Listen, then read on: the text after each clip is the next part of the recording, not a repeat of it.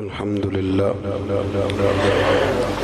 لله العزيز العزة والعلا والصلاة والسلام على سيد الأنبياء شمس الضحى بدر الدجى نور الهدى منبع الجود والعطاء أما بعد أعوذ بالله من الشيطان الرجيم بسم الله الرحمن الرحيم والآخرة خير وأبقى صدق الله العظيم وصدق رسوله النبي الكريم ونحن على ذلك لمن الشاهدين والشاكرين والحمد لله رب العالمين إن الله وملائكته يصلون على النبي يا أيها الذين آمنوا صلوا عليه وسلموا تسليما الصلاة والسلام عليك يا سيدي يا رسول الله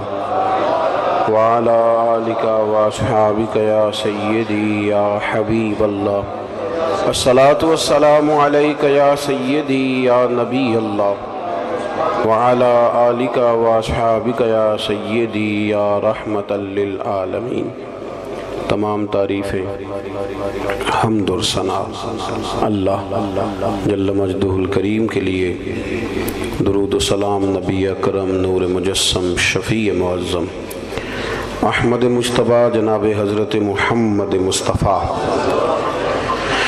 صلی اللہ تعالی علیہ وسلم کی ذات والا صفات کے لیے حمد و صلات کے بعد اسٹیج پہ جلوہ فرما علماء کرام، حاضرین و سامعین، ہمارے قاری صاحب کے والد گرامی انتقال کر گئے، ان کے ختم چہلم شریف کی یہ تقریب ہے۔ اللہ مرحوم کو کروٹ کروٹ جنت عطا فرمائے اور جوار رحمت میں وسیع جگہ نصیب فرمائے۔ دنیا کے اندر کئی عقیدوں کے، کئی مذاہب کے لوگ پائے جاتے ہیں، اور کچھ عرصے سے تیزی کے ساتھ دنیا کے اندر اس بات کو پرموٹ کیا جا رہا ہے کہ آزادی رائے کے ساتھ اپنی مرضی کے ساتھ زندگی گزاریں، کسی چیز کے آپ پابند نہ رہیں، مرضی کریں، اپنی طبیعت کے مطابق اپنے اوقات کو گزاریں۔ یاد رکھیں کہ اسلام عین انسان کی فطرت کے مطابق اسے ساری باتیں ارشاد فرماتا ہے۔ اسلام نے ہمیں یہ بتلایا ہے کہ تم یہاں آنے سے پہلے بھی کہیں تھے اور یہاں سے جانے کے بعد بھی تم نے کہیں جانا ہے۔ اگر جزا اور سزا کا تصور ختم ہو جائے نا، کہ مظلوم کو قیامت میں انصاف نہ ملے، ظالم کو سزا نہ ملے، تو پھر اس دنیا میں لوگ شترے بے مہار ہو جائیں گے، ایک دوسرے کو کاٹ کاٹ کے کھائیں گے۔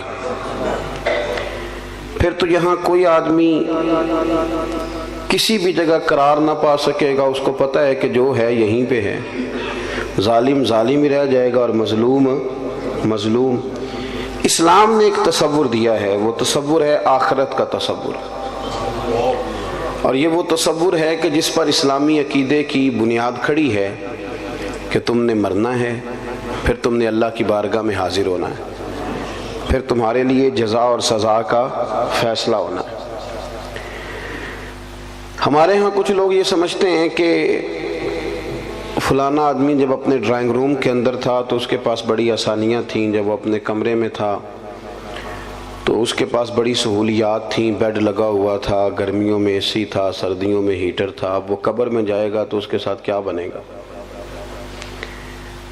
اور نفسیاتی دباؤ دیا جاتا ہے اس بات پر کہ بڑی تنگ ہے قبر، بڑی مشکل ہے قبر۔ ہے صحیح مشکل، بڑی تنگ ہے، پر اس کے لیے جس نے تیاری کوئی نہیں کی، اس شخص کے لیے جو یہ ذہن بنا لے گا کہ جو کچھ ہے دنیا میں ہی ہے، لیکن جو بہت ساری جگہوں پہ بہت سارے سپیڈ بریکروں کا صرف اس لیے خیال رکھے کہ اگر میں یہاں رکوں گا نہیں تو میری آخرت خراب ہوگی، اور زندگی میں بہت سارے کھیتوں میں منہ اس لیے نہ مارے کہ یہ میرے نہیں ورنہ قیامت میں مجھے حساب دینا پڑے گا، تو پھر اس کی باغ کھڈا نہیں ہوتی قبر، اس کی قبر گڑھا نہیں ہوتی، بلکہ فرمایا قبر المومن روضۃ من ریاض الجنہ۔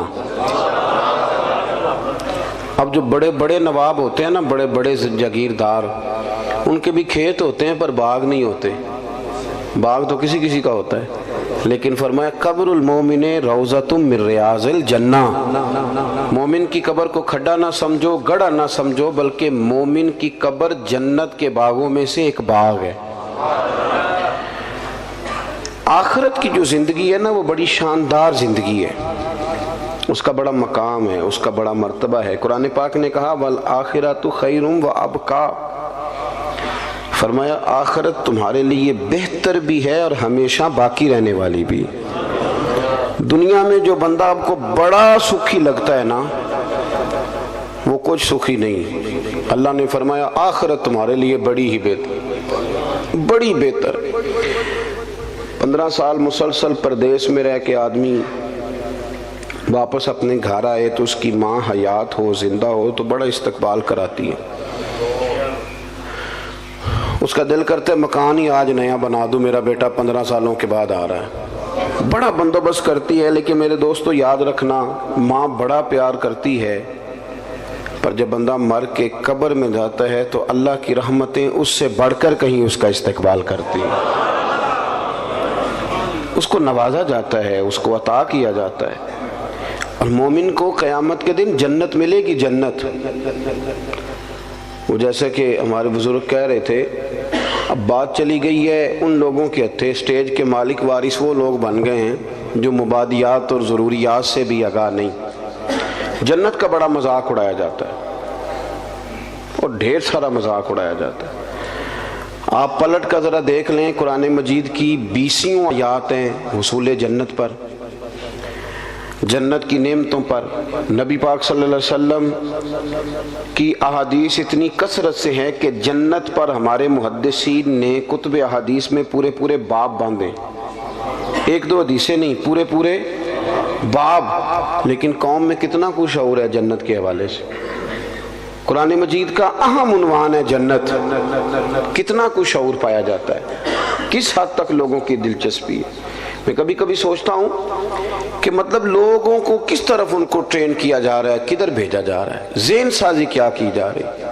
نعت خاں اسٹیج پہ کہتا ہے خورے تو کیڑی جنت دیاں گلاں کرنا ہے، او دیاں گلاں جدیاں اللہ نے قرآن پاک وچ کیتیاں، اسے جنت دیاں جدیاں گلاں نبی پاک نے کیتیاں۔ لیکن وہ کچے نظریات، اور ہمارے لوگ بڑے ڈرے ہوئے، وہ کہتے ہیں موج تو دنیا میں تھی، مر جائیں گے تو قبر بڑی خوفناک ہے، تو منظر بھئی ہے سارا کچھ ٹھیک ہے، لیکن آپ اپنے اعمال ٹھیک کریں تو پھر تو قبر میں آپ کا استقبال ہوگا۔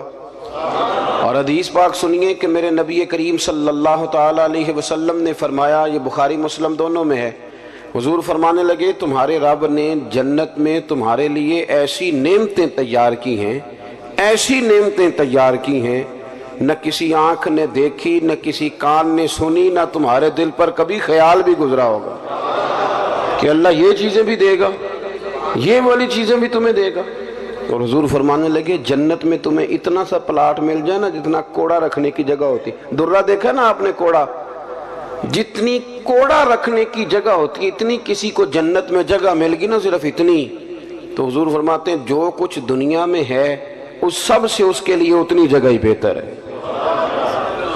توجہ دلائی ہماری شوق۔ اور پھر حضور نے صحابہ سے کہا تھا کہ تم نے دنیا میں اس طرح رہنا ہے جس طرح کوئی مسافر رہتا ہے، کن فی الدنیا کانک غریب او عابر سبیل او کما قال صلی اللہ علیہ وسلم، اس طرح وقت گزارنا جس طرح مسافر یا راہگیر وقت گزارتے۔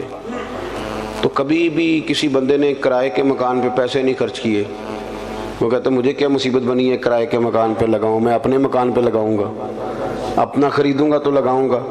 پردیس میں جو لوگ جاتے ہیں 30 سال رہتے ہیں پر کمبل بھی نہیں بدلتے، وہ کہتے ہیں یہ میرا گھر تو نہیں نا، میرا گھر تو پاکستان میں، حالانکہ یہاں آ کے وہ 10 دن رہتے ہیں پھر لوٹ جاتے ہیں، لیکن یہاں پیسہ خرچ کرتے ہیں۔ اصل گھر سمجھتے ہیں کہ میرے وطن میں ہے، میرا اور آپ کا اصل گھر رب کریم نے جنت میں بنایا ہے۔ آپ دیکھیں رسول کریم صلی اللہ تعالی علیہ وسلم کے احوال شریفہ کو، سیرت مبارکہ کو آپ مطالعہ فرمائیں تو حضرت عمر فاروق رضی اللہ تعالیٰ اپنی طبیعت کے لحاظ سے ایک سخت مزاج آدمی تھے، جلالی تھے، اصول پسند تھے، لیکن کہتے ہیں ایک دن میں ملنے گیا سرکار کی بارگاہ میں تو حضور سو کے اٹھے تھے، تو کمر مبارک پر نا موٹے بان کی چارپائی کے نشان پڑے ہوئے تھے، موٹے بان کی چارپائی۔ تو حضرت عمر کہتے ہیں میں رو پڑا اور بڑے خلوص کے ساتھ رو کے عرض کرنے لگے یا رسول اللہ صلی اللہ علیہ وسلم، کیسر و کسریٰ اللہ کے دشمن ہیں اور وہ اتنی موج کرتے ہیں، مخملوں پہ سوتے ہیں، آرام دہ جگہ پہ، اور آپ اللہ کے حبیب ہو کے کہتے ہیں کہ میں نے رو کے کہا، توجہ ہے نا میری بات پر، وہ پہلے ہی بڑے مخلص تھے اور مرد کے آنسو اکثر خالی سے ہوتے ہیں، تو کہا کہ رو کے میں نے عرض کیا۔ تو سرکار دو عالم صلی اللہ علیہ وسلم نے مجھے شاباشی نہیں دی، یہ نہیں فرمایا کہ اللہ تیری محبت قبول کرے، یہ نہیں فرمایا کہ تیرا پیار اپنی جگہ ٹھیک ہے، بلکہ نبی کریم نے آپ میں جس طرح بات سمجھانا چاہتا ہوں اس کو ذرا اس پہلو میں لینا۔ یہ نہیں فرمایا کہ عمر کوئی نہیں اللہ خیر کرے میں سکون میں، یہ بھی نہیں فرمایا۔ حضرت عمر کہہ رہے ہیں کہ یا رسول اللہ صلی اللہ علیہ وسلم اللہ کے دشمن بڑے آرام میں ہیں اور آپ تکلیف میں ہیں، تو حضور حضرت عمر سے کیا کہتے ہیں؟ سرکار فرماتے ہیں عمر کیا تم یہ پسند نہیں کرتے کہ وہ دنیا میں تھوڑی بہت موج کر لیں اور آخرت میں ذلیل ہو جائیں، اور ہم دنیا میں تھوڑی تکلیف برداشت کریں اور آخرت کی ساری عزت اللہ ہمیں ہی عطا کر دے؟ فرمایا تم جو پسند کر رہے ہو اسے پسند نہ کرو بلکہ آخرت کی نعمتوں کو پسند کرو۔ یہ باقاعدہ تربیت دی، یہ باقاعدہ شوق دیا، یہ باقاعدہ تیاری کی۔ حضرت انس بن مالک رضی اللہ تعالیٰ عنہ فرماتے ہیں کہ میں اس دن کھڑا تھا جس دن شہدائے احد کی تدفین کی جا رہی تھی، تو حال یہ تھا کہ حضرت صفیہ رضی اللہ تعالیٰ عنہ نبی پاک صلی اللہ علیہ وسلم کی پھپھو جان، انہوں نے جب دیکھا نا کہ میرے بھائی حضرت امیر حمزہ کا سارا وجود کاٹ دیا گیا، تو وہ 2 کپڑے لے کے آئیں کفن کے لیے، تو کہا کہ یا رسول اللہ صلی اللہ علیہ وسلم میرے بھائی کو اس میں کفن دے دیں۔ تو اللہ کے محبوب صلی اللہ علیہ وسلم کفن دینے لگے تو ساتھ ہی حضرت مصعب ابن عمیر کی لاش مبارک پڑی تھی، وہ بھی شہید ہو گئے تھے۔ تو سرکار فرمانے لگے پھپھو میرا دل نہیں مانتا کہ اپنے چچا کو تو 2 کپڑوں میں غسل دے دوں اور مصعب ابن عمیر کو ایسے ہی دفن کر دیں۔ تو پھپھی کہنے لگی کہ حضور آپ اس طرح کریں، ایک کپڑا انہیں دے دیں اور ایک انہیں دے دیں۔ اب ایک کپڑا چھوٹا تھا ایک بڑا تھا، اللہ کے رسول نے بڑا کپڑا حضرت مصعب ابن عمیر کو دیا، چھوٹا کپڑا حضرت امیر حمزہ کو دیا، فرمایا میں ہم اس کے وارث ہیں، یہ ہمارے خاندان کا ہے، تو ہم دوسروں کے لیے قربانی دیں گے، اظہار کریں گے۔ لیکن وہ بڑا کپڑا دیا تو وہ بھی حضرت مصعب ابن عمیر کو پورا نہیں تھا، حضرت امیر حمزہ کو بھی پورا نہیں تھا۔ اگر سر ڈھانپتے تھے تو پیر ننگے ہو جاتے تھے، پیر ڈھانپتے تھے تو سر ننگا ہو جاتا تھا، قربان جائیں۔ حضرت انس بن مالک کہتے ہیں لوگ یہ منظر دیکھ رہے تھے اور رو رہے تھے، پر حضور نے ایک فکرہ کہا تو ہماری سوچیں بدل دیں۔ فرمایا کیوں پریشان ہوتے ہو، انہیں دفن کرو، تم قبر پہ مٹی ڈال کے سائیڈ پہ ہو جاؤ، اللہ ابھی انہیں جنت کا لباس عطا کر دے۔ بھی 1 منٹ کی بات ہے، انہیں جنت کا لباس ملے گا اور شاندار لباس ملے گا اور اعلیٰ لباس ملے گا، اور وہ ملے گا جو میرا رب اپنے فضل سے عطا فرمائے گا۔ آخرت کی جو نعمتیں ہیں، جو شانیں ہیں، حضور نے انہیں بیان کیا ہے۔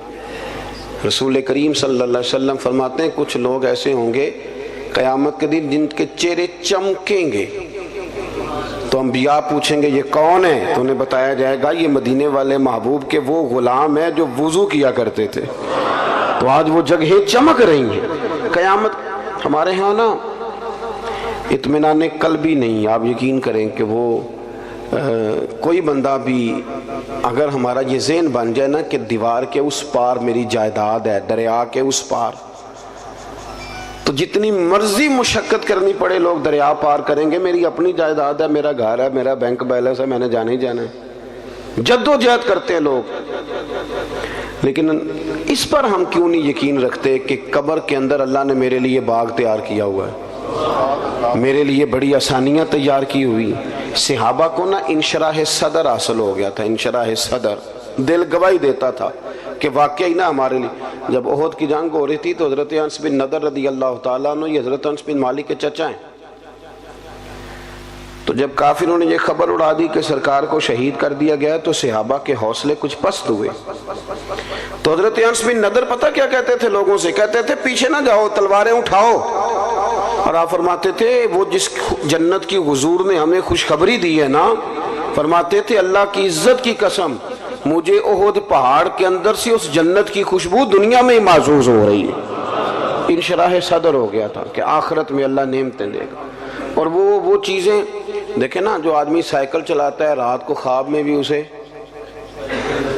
ہمارے ایک بزرگ ہیں تو انہوں نے بیان کیا کہ امام جلال الدین سیوطی رحمۃ اللہ علیہ کو جاگتے ہوئے 72 مرتبہ رسول کریم کی زیارت نصیب ہوئی۔ تو آپ تو خیر بڑے خوبصورت لوگ ہیں، آپ نے سبحان اللہ کہا ہے، پر جنہ کور کے ویکھے ہونا بھی میں تکیا ہے، جنہ کور ہے، یہ بھی ایک دور ہے۔ اب کرامت پہ لوگ نا تھوڑا گھورتے ہیں، یہ کیسے جی؟ تو بڑی صاف سی بات ہے میرے بھائی، محدثین کو، علماء کو، بزرگوں کو ہوں مخلص، انہیں زیارت ہوتی ہے۔ وجہ اس کی یہ ہے کہ جو بندہ سائیکل چلائے، اگر رات کو خواب میں وہ سائیکل چلاتا ہے کہ نہیں؟ میری طرف دیکھیں جی، میری بات سنیں۔ اور اگر وہ شخص دن میں کوئی کام کرے تو رات کو خواب میں بھی وہی کام کرتا ہے، تو جو سارا دن رسول اللہ کی حدیث پڑھے اور نبی پاک کا دین پڑھائے اور سیرت میں رہے، میری عمر مدینے دے ٹبیاں دی تصویر بناؤندیاں گزر گئی، تو جو اپنا سارا وقت اسی میں بتاتا ہے نا، ہو مخلص، اس کا نظریہ یہ ہو کہ میں محبوب کی باتیں کر رہا ہوں، تو جو سارا دن محبوب کی باتیں کرتا ہے وہ خواب میں بھی محبوب کی باتیں کرتا ہے۔ تو اس میں رٹا ڈالنے کی تو بات ہی کوئی نہیں۔ تو انشراح صدر ہو، انہیں تو خواب بھی جنت کے آتے تھے، کیونکہ انہیں پتا تھا کہ ہم نے جنت میں جانا ہے۔ ہمارا مزاج نہیں، ہم کہتے ہیں خو مر گئے تو سلسلہ ختم، کیونکہ ہم نے ساری سیاست ہی دنیا داری کے لیے کی ہوئی ہے، ہم نے سارا منصوبہ ہی دنیا کے لیے، ظاہر ہے جو ہم نے جمع کیا ہے، جس ماحول کے لیے جمع کیا، جب وہ ماحول ختم ہوا تو وہ کام بھی ختم ہوا۔ اللہ کے بندے تو بڑا خزانہ جمع کرتے تھے آخرت کے لیے، تیاری کر کے رکھتے تھے، تو پھر ظاہر ہے انہیں خواب بھی اسی کے آتے تھے۔ بخاری شریف میں حدیث ہے، ایک خاتون سرکار دو عالم صلی اللہ علیہ وسلم کی بارگاہ عالی مرتبت میں حاضر ہوئیں، انہیں مرگی کا مرض تھا۔ مرگی کا مرض اعصابی ہوتا ہے، ہمارے ہاں جو پٹھوں کی تکلیف ہوتی ہے نا، تو اس کے لیے نیورو سرجن سے علاج کرایا جاتا ہے۔ نیورو سرجن بنیادی طور پہ دماغ کا ڈاکٹر ہوتا ہے، لیکن چونکہ اعصاب سارے کاؤنٹ ہوتے ہیں پورے وجود میں، تو پھر وہ اعصابی تناؤ جو ہے اس کو وہ دیکھتا ہے، اس کو چیک کرتا ہے، اور باقی ساری چیزوں کو اسی پر پھر وہ استدلال کرتے ہیں اور اس کا علاج کرتے ہیں۔ تو اعصابی مرض ہے، جب کسی کو مرگی ہوتی ہے تو وہ بندہ بے ہوش ہو جاتا ہے اور اس کا سارا وجود اس کے کنٹرول میں نہیں رہتا، وہ بیچارہ بے بس ہو جاتا ہے۔ تو کتنی بڑی تکلیف ہوتی ہے، اور انسان بیمار ہو اور پھر مرگی سے بیمار ہو۔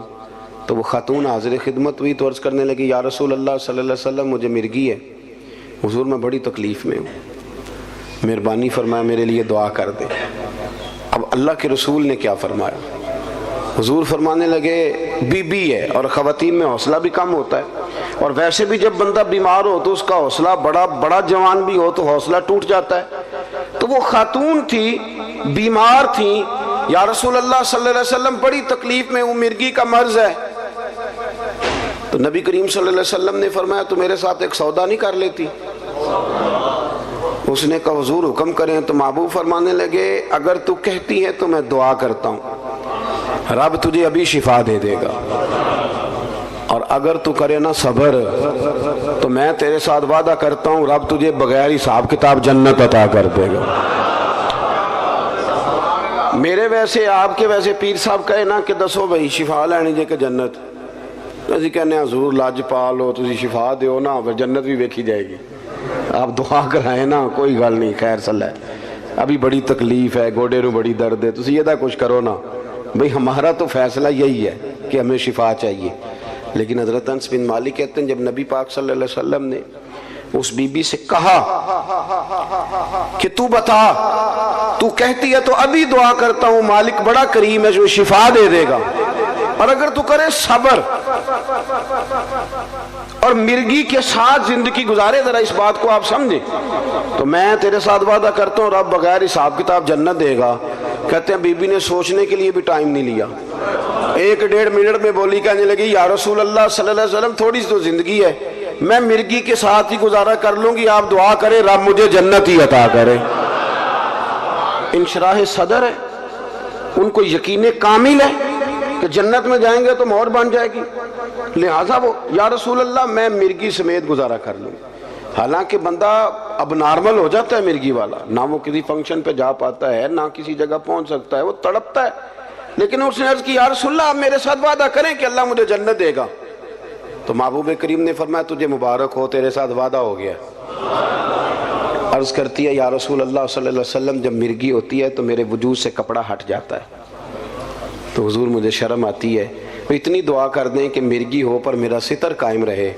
حضور نے فرمایا تیرے لیے دعا کر دی، تیرا پردہ نہیں ہٹے گا۔ صحابہ کہتے ہیں بڑی بھی مرغی ہوتی تھی پر کپڑے اس کے وجود کے ساتھ جمے رہتے تھے۔ حضرت عثمان غنی کے زمانے تک وہ خاتون حیات رہیں۔ جناب انس بن مالک فرماتے ہیں جب کوئی نیا شخص مدینے میں آتا اور کہتا کہ مجھے کوئی جنتی دکھاؤ تو ہم اس بوڑھی کے دروازے پہ دستک دیتے تھے، وہ باہر آتی تھی تو ہم کہتے تھے جنتی دیکھنا ہے تو اسے دیکھ لو، اسے میرے رسول کریم نے دنیا میں جنت کی بشارت عطا فرمائی۔ اپنی زندگی میں نا کچھ کام فقط جنت کے لیے کریں، اور جنت وہ مقام ہے، جنت وہ مقام ہے، جنت وہ جگہ ہے جہاں خدا کا بھی دیدار ہوگا اور محمد مصطفیٰ کا بھی دیدار ہوگا صلی اللہ علیہ وسلم۔ اللہ رسول کا قرب بھی وہیں نصیب ہوگا۔ میرے بھائی اپنی آخرت کو کبھی بھی، وہ ہم کوئی لاوارث لوگ ہیں کہ مر گئے تو مٹی میں مل گئے، ہم کوئی ایسے لوگ ہیں کہ مر گئے تو معاملہ ختم ہو گیا۔ اقبال کہتے ہیں موت کو سمجھے ہیں غافل اختتام زندگی، یہ ہے شام زندگی، یہ ہے شام زندگی، پھر صبح دوام زندگی، اس کے بعد جو زندگی آئے گی وہ ہمیشہ رہنے والی آئے گی، ہمیشہ۔ کیونکہ ہمارا سارے کا سارا پروگرام ہی دنیا میں رہنے کا ہوتا ہے، اور پھر جمع اتنا کچھ کر لیتے ہیں، مکان اتنے شاندار، پیسہ چوری کر کے، سینہ زوری کر کے، جھوٹ بول کے جمع کیا ہوتا ہے، اور بڑا کیا ہوتا ہے، اللہ ماشاءاللہ بڑے بڑے بنگلے، پھر مرنے کو دل ہی نہیں کرتا، پھر مرنے کو دل، اتنی ساری جائیدادیں بندہ بنائے اتنی مشقت کر کے۔ ناراض تو نہیں ہو گئے آپ لوگ؟ میں صحیح کہہ رہا ہوں، پھر مرنے کو دل، جب اتنے بندہ لمبی چوڑی منصوبہ بندی کرے، لیکن ایک بندے نے محنت کی، اس نے جناب 11 سال لگا کے مکان بنایا، تو پھر اس کا مرنے کو دل کرے گا؟ صحابہ کرام علیہم رضوان تیار اس لیے تھے کہ انہوں نے تو کپڑے باندھ کے رکھے ہوئے تھے، باندھے ہوئے تھے کپڑے، جس وقت حکم آئے گا حاضر ہے۔ وہ تو ہر جنگ میں جانے سے پہلے شہادت کی دعا مانگتے تھے، ہر جنگ میں شہادت کرتے۔ سعد بن معاذ رضی اللہ تعالیٰ عنہ جیسے لوگ زخم لگ گیا تو روتے تھے، کہتے حضور میں تو شہادت سے رہ گیا ہوں، سارے لوگ نفع لے گئے اور میں خالی رہ گیا۔ پھر انہوں نے دعا مانگی کہ یا اللہ اگر قریش مکہ کے ساتھ کوئی اور جنگ باقی نہیں تو مجھے اسی زخم میں اپنی بارگاہ میں بلا لے۔ وہی زخم پھٹ گیا، خون نکلا۔ یا رسول اللہ یہ کیا ہوا؟ فرمایا رب کریم نے میرے ساتھ کی دعا کو قبول فرما لیا ہے۔ ان کا تو کوئی رٹا نہیں تھا۔ ہمارا مسئلہ یہ ہے کہ جو اتنی بندہ لمبی سیاست کر کے بندے نال لاوے، اتنے لمبے چوڑے چکر چلائے، پھر اس کا مرنے کو دل کرے، اتنی مشکل۔ دیکھیں نا پاکستان میں کتنے وزیر ہیں، مجھے نہیں سب کا پتہ، حالانکہ میں دلچسپی لیتا ہوں، اخبار پڑھتا ہوں، روز پڑھتا ہوں، لیکن مجھے پتہ کوئی نہیں کتنے وزیر ہیں، ان کا کون کون سا محکمہ ہے، وہ کیا کرتے ہیں۔ حالانکہ پتہ ہونا چاہیے چونکہ ملک تو ہمارا ہے۔ ان بیچاروں نے تو اتنی دیر ہے نا جتنی دیر یہ وزیر ہیں، جس دن ختم ہے اس دن انہوں نے چلے جانا ہے۔ ملک تو ہمارا ہے۔ تو مجھے نہیں پتا، آپ میں سے بھی شاید کوئی بندہ ہو جو سارے وزیروں کو جانتا ہو کہ ہے کوئی، میرا خیال ہے کہ ایسا، ٹھیک کہہ رہا ہوں جی، پر وزیر تو بڑا راضی ہے نا، وہ تو کہتے ہیں نا 15 گڈیاں آگے نے تے 15 پیچھے نے تے بدوکاں نے، وہ تو کہتے ہیں نا میں نے ساری دنیا فتح کی ہوئی ہے۔ حالانکہ بہت سارے لوگ ایسے ہیں جنہیں کوئی پتہ نہیں کہ یہ کون ہے، کدھر سے آیا ہے، پر وہ تو راضی۔ اسی طرح ہم سارے راضی ہیں اپنی دنیا میں، یہ بھی میں نے فتح کر لی، یہ بھی میرا کما، کچھ بھی نہیں صاحب، کچھ بھی نہیں، کوئی شے ہی نہیں۔ حضرت مولا علی شیر خدا کرم اللہ تعالی وجہ الکریم قبرستان گئے تو جا کے مردوں سے کہنے لگے تمہارا کیا حال ہے؟ تو ایک مردہ بول کے قبر سے کہنے لگا ہڈیاں ٹوٹ گئی ہیں، کفن پھٹ گیا، مال پیچھے دے آئے تھے، حساب ہمیں دینا پڑ رہا ہے۔ علی یہ بتاؤ ہمارے پچھلوں کا کیا حال ہے؟ تو مولا علی کہنے لگے تمہاری بیویوں نے نکاح کر لیے، تمہاری اولادوں نے مال تقسیم کر لیا، تمہارے دوستوں نے نئے دوست بنا لیے۔ پہلے تو تمہارا نام کبھی کبھی لیا جاتا تھا، اب تو زمانہ بیت گیا، تمہیں یاد ہی کوئی نہیں کرتا۔ اب تو کوئی او پہ دس دیاں قبراں جنہاں تے پھول پے، ادھروں کوئی نہیں جی آمدہ، ادھروں لکھاں گئے، کوئی بندہ نہیں جس نے کبھی یاد کیا۔ ختم ہو گیا مسئلہ، پڑا ختم ہو۔ میرے عزیز، چونکہ دنیا داری بڑی جمع کر لیتے ہیں، مال بڑا اکٹھا کرتے ہیں، صبح سے شام تک ساری مشقت ہی دنیا داری کے لیے، ساری مشقت۔ میں نے سویرے ولیمے میں جانا ہے، دوپہر تعزیت کرنی ہے، شام کو فلانا کام کرے، ساری دنیا داری ہے۔ ہاں اگر رضا الہی کے لیے ہو تو دین ہے، لیکن ہماری ہر بندے کی ایک مختصر سی سیاست ہوتی ہے اپنے دائرہ کار میں، وہ جس شعبہ ہے زندگی سے بھی تعلق رکھتا ہو، تو وہ چونکہ ساری محنت دنیا کے لیے کرتا ہے، پھر اس کا مرنے کو دل ہی نہیں کرتا۔ حضرت فرید الدین عطار رحمت اللہ علیہ فرماتے ہیں، میں توبہ کرنے سے پہلے عطر بیچتا تھا۔ عطار، عطر کا کاروبار بڑا مہنگا ہے آج بھی عرب شریف میں۔ آپ مدینہ شریف جائیں نا تو سونے والی دکان کے بالکل سال خوشبو والی دکان ہوتی، یعنی جتنا کرایہ سنار دے رہا ہے اتنا ہی خوشبو والا بھی دے رہا ہے۔ ایک مہنگا ترین کاروبار ہے پوری دنیا میں۔ تو کہتے ہیں میں بڑا امیر آدمی تھا تو میں نے عطر کی دکان بنا لی، میں عطار تھا تو بڑا خوبصورت میں نے ہال بنا کے اس کے اندر میں نے بڑا زبردست ڈسپلے کیا اور میں نے خوشبوئیں اس کے اندر لگائیں۔ میں اپنے کام میں لگا ہوا تھا تو کبھی کبھی ضمیر کہتا تھا یار یہ دنیا داری ہے چھوڑ دے۔ اللہ والوں سے پیار بھی بڑا تھا، ان کی تذکرۃ الاولیاء دیکھیں تو پتہ چلا انہیں بڑی معرفت ہے رب کے بندوں کی۔ تو کہتے طبیعت بھی مائل ہوتی تھی پر وہ بندے خول نہیں نہ توڑتے ساری زندگی، حق پہچان کر بھی حق کے قریب جا نہیں سکتے، چونکہ خول کون توڑے؟ دنیا داری کا، برادری کا، قبیلے کا کون توڑے؟ فرمانے لگے کہ ایک دن نا میں دکان میں بیٹھا تھا تو ایک بزرگ آ گئے سادے سے، تو کبھی کوئی خوشبو دیکھتے، کبھی کوئی خوشبو دیکھتے، کبھی کوئی خوشبو دیکھتے۔ تو سیل مین کی عادت ہوتی ہے نا جی کیا حکم ہے، کیا چاہیے، وہ لا لا کے چیزیں دکھاتے ہیں، اچھے سیل مین کا طریقہ ہوتا ہے۔ تو فرماتے میں نے نا تھوڑی دیر تو بابا جی کو موقع دیا کہ وہ تلاش کر لیں، پھر میں سمجھا کہ کوئی گاہک ہے اور کوئی چیز تلاش کر رہے ہیں جو مل نہیں رہی۔ تو کاؤنٹر کے اندر بھی میں نے شیشیاں رکھی ہوئی تھی، تو میں نے بابا جی سے کہا بزرگوں کیا تلاش کر رہے ہیں، کیا دیکھ رہے ہیں، مجھے بتائیں میں پیش کرتا ہوں۔ کہتے بابا جی تھوڑی دیر چپ کر گئے، پھر غور سے میرا چہرہ دیکھا، کہنے لگے پتر میں تو صرف یہ دیکھ رہا ہوں کہ تیری جان بڑی مشکل سے نکلے گی۔ تو کہتے ہیں میں دنیا دار تھا، دنیا دار کو نصیحت کریں تو اسے غصہ ہی آتا ہے، مجھے غصہ آیا۔ میں نے کہا جی کیوں مشکل سے نکلے گی؟ تو کہنے لگے یار تو نے مال ہی بڑا جمع کیا ہوا، جب تم مرنے لگے گا کبھی یہ بوتل یاد آئے گی، کبھی یہ والی یاد آئے گی، کبھی یہ والی یاد آئے گی، کبھی فلانے بینک والا اکاؤنٹ پریشان کرے گا، کبھی دوسرا کرے گا، کبھی وہ والی زمین، کبھی تو کیسے مرے گا، تیرا تو مرنے کو دل ہی نہیں چاہے، تو نے تو دنیا داری۔ کہتے ہیں اور غصہ لگا مجھے بابے کی بات کا، تو میں نے پورے غصے میں کہا بابا اچھا اسی کہتے نہیں تو اپنی قبر جانا ہے، میں نے کہا میری مشکل سے نکلے گی تو تیری کیسے نکلے گی؟ تو کہتے ہیں بابا جی کہنے لگے ادھر آ کاؤنٹر سے باہر بتاؤں کیسے نکلے گی، ادھر آ باہر۔ کہتے ہیں میں بابا جی کے قریب آیا تو بابا جی کہنے لگے دکھاؤں تجھے کیسے نکلے گی؟ میں نے کہا دکھائیں۔ وہ فرش پہ لیٹ گئے، کلمہ پڑا اور ان کی روح پرواز کر گئے۔ عرش فرشتے بانگا ملیاں، مکے پہ گئے شور، بلے شاہ آسان نہیں ہوں مرنا، اے مر گیا ہی کوئی اور۔ کہتے ہیں ان کی روح پرواز کر گئے، کہنے لگے یوں نکلے گی جان۔ کہتے ہیں میں سختے میں آ گیا، مجھے سمجھ ہی نہ آئے یہ بنا کیا ہے۔ اس طرح کے بھی کوئی بندے ہوتے ہیں، اس طرح کے بھی بندے۔ امام غزالی نے وضو کیا، غسل کیا، کفن پہنا، خوشبو لگائی، چارپائی پہ لیٹے، کہنے لگے اچھا مالک اگر تیری یہ مرضی ہے تو میں بھی تیار ہوں۔ کلمہ پڑھا تو روح پرواز کر گئے۔ میرے عزیز، حضرت فرید الدین عطار رحمت اللہ تعالیٰ علیہ فرماتے ہیں کہ میں بابا جی لیٹے ہوئے ہیں، چہرہ چمک رہا ہے، روح پرواز کر کے مجھے سمجھ نہیں آ رہی۔ میں نے کہا یار اتنا بڑا کمال۔ کچھ لوگ میں نے بلائے، غسل دیا، کفن پہنایا، جنازہ پڑھا، بابا جی کو دفن کیا، تو پھر میں اپنی دنیا داری بھی دفن کرایا، پھر میں نے دفن کر دی اپنی دنیا داری۔ میں نے کہا ختم ہو گیا معاملہ، اب ضرورت کیا ہے ان چیزوں کی؟ ہمارا جو مسئلہ ہے نا میرے بھائی، وہ دن بدن پیچیدہ ہوتا چلا جا رہا ہے، پیچیدہ سے پیچیدہ۔ دینداری کریں، آخرت کے لیے کوئی خزانہ، قیامت کے لیے۔ بخاری مسلم میں حدیث ہے، نبی کریم صلی اللہ تعالیٰ علیہ وآلہ وسلم نے ارشاد فرمایا کہ اللہ تبارک و تعالیٰ نے جنت میں میرے غلاموں کے لیے ایسی نعمتیں تیار کی ہیں کہ باقی ساری امتیں رشک کریں گی، وہ کہیں گی کیا بات ہے ان کی، اتنا اعزاز اللہ دے گا، اتنا نوازے گا، اور ہمارے ہاں وہ شوق ہی نہیں، وہ ذوق ہی نہیں، ہم ساری زندگی دنیا کا مکان ہی سیدھا کرتے رہتے ہیں، جو نیا ڈیزائن آ گیا اس کی ٹائلیں منگوا لیں اور لگا لی۔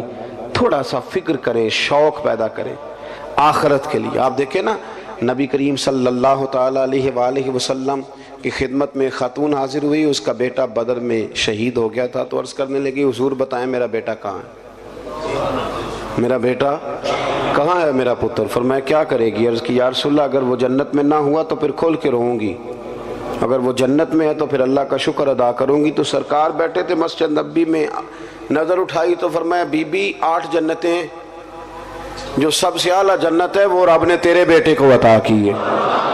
صحابہ کہتے ہیں پھر ہم نے اس کی آنکھ میں آنسو نہیں دیکھا، پھر وہ اللہ کا شکر ادا کرتی ہوئی چلی گئی۔ آپ سمجھیں کہ ان کو اطمینان قلبی تھا کہ ہمارا بڑا مقام ہوگا، ہمارا بڑا درجہ ہوگا، ہمیں قرب الہی ملے گا، ہمیں حضور کی بارگاہ ناز کی قربت نصیب ہوگی۔ اپنی زندگی میں اپنی آخرت کے لیے ضرور تیاری کریں، دیکھ لیں کہ نیکیوں کا حجم کیا ہے۔ اگر مجھے آج اتنا پتہ ہے نا کہ میرا مکان کتنے کا ہے اور میرے جیب میں اور میرے اکاؤنٹ میں پیسے کتنے ہیں، یہ اگر مجھے پتہ ہے تو مجھے یہ بھی پتہ ہے کہ میری نیکیوں کے خزانے میں کیا کچھ ہے، اور مجھے پکا پتہ ہے کچھ نیکیاں ہم کرتے ہیں نا تو وہ کئی دفعہ اس قابل نہیں ہوتی کہ ان سے کوئی اجر کا مطالبہ کیا جائے، اس لیے کہ وہ بہت ساری جگہوں پہ دکھاوا ہوتا ہے، ملمہ سازی ہوتی ہے، وہ اپنی بڑھوتری کے لیے بھی کچھ کام ہوتے ہیں۔ تو مجھے وہ حضرت خواجہ معین الدین چشتی رحمۃ اللہ علیہ نا آخری عمر میں بڑا رویا کرتے تھے، بڑا ہی روتے تھے۔ تو ایک دن سارے مریدین نے خواجہ قطب صاحب سے کہا کہ آپ حضرت سے عرض کریں اتنی آہوزاری؟ تو خواجہ قطب صاحب رحمۃ اللہ نے عرض کی حضور 50 سال آپ نے عشاء سے لے کر فجر تک اپنے رب کی عبادت کی، دین اتنا پھیلایا ہے، اتنا پھیلایا ہے کہ قطب الدین بختیار کاکی جیسے صوفی بھی اور شہاب الدین غوری جیسے مجاہد بھی، یہ سارے آپ کی نگاہ کی کرامات ہیں۔ تو اتنی آہوزاری، اتنا کچھ کیا، اتنی نیکیاں کی۔ تو خواجہ صاحب کا ایک جملہ تاریخ میں بڑا شاندار ملتا ہے، فرمانے لگے قطب الدین نیکیاں تو کافی ساری ہیں پر یار کو پیش کرنے کے قابل کوئی بھی نہیں۔ سوچتا ہوں اگر تحفہ بنا کے پیش کروں گا تو کیا پیش کروں گا، کچھ تو ایسا ہونا چاہیے جو پیش کرنے کے قابل ہو، اس پر ہماری توجہ ہو۔ دعا کرتا ہوں اللہ تعالیٰ مرحوم کی کامل مغفرت فرمائے اور ان کے پسماندگان لواحقین کو اللہ صبر جمیل عطا فرمائے، ہمارے حال پہ رحم فرمائے۔ آخر دعوانا میرے آقا مدینے میں مجھے بھی اب بلا لیجئے، میرے آقا مدینے میں مجھے بھی اب بلا لیجئے۔ ترستی ہے میری آنکھیں، ترستی ہے میری آنکھیں، مجھے روضہ دکھا دیجئے، میرے آقا مدینے